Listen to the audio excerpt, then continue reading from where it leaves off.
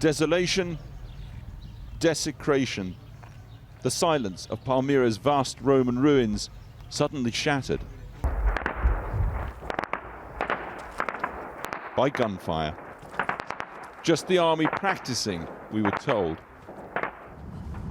The modern city next door, equally silent. A broken, abandoned place. Palmyra may be in government hands, but the people are not coming home. The town must return because Palmyra is for everyone, for the whole world, not just Syria or the people of Palmyra. It's a place for all civilization. The few people we saw here do not yet feel secure. Our military escort banned us from filming Iranian militias on the streets, the Syrian government's allies. But we saw the flags of Hezbollah here, their militia. The ruins defiled by graffiti, some apparently from forces loyal to President Assad, and some pro-Iranian slogans in Farsi. The other ban on us: you can't film the Russians, as we drove through the empty, shattered streets. Their checkpoints all across this ghost city.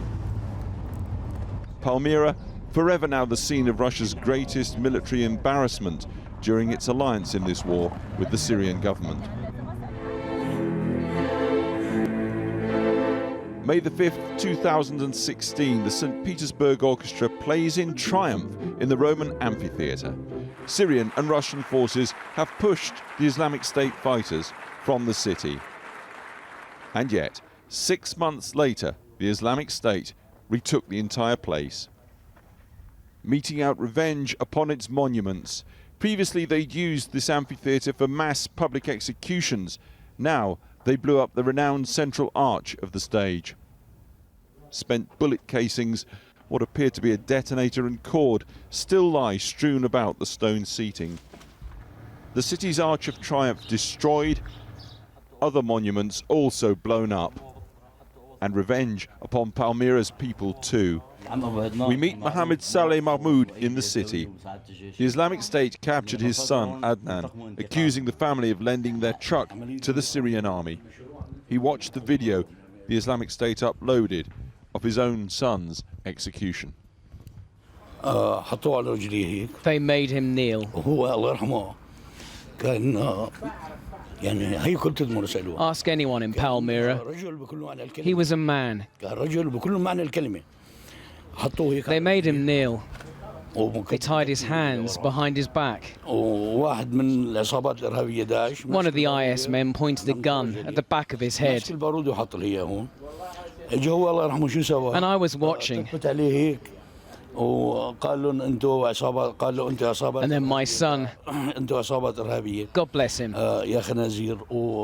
he just looked at them and said, "You are terrorists, you are pigs," and he spat at them. And they shot him. The city cemetery, every single headstone smashed up by the Islamic State. They considered them idolatrous. Others, like Asma Hakima, a Bedouin woman, laughs off the Islamist fighters. She seldom met them, but when she did... When we used to come into town, to the doctors, for instance, we had to cover ourselves, like blind people. I swear to God, like we were blind. But the Syrian, Russian and Iranian forces have destroyed so much of the city, they've fought twice to win back. It's the same pitiful story of this war repeated again and again. So victory here feels somewhat hollow in the emptiness of Palmyra today. No traffic, no people these days as you walk across the road in the city centre into the cherished archaeological museum. A large missile strike straight through the roof in the foyer. The museum's galleries strewn with unique artifacts, or what's left of them.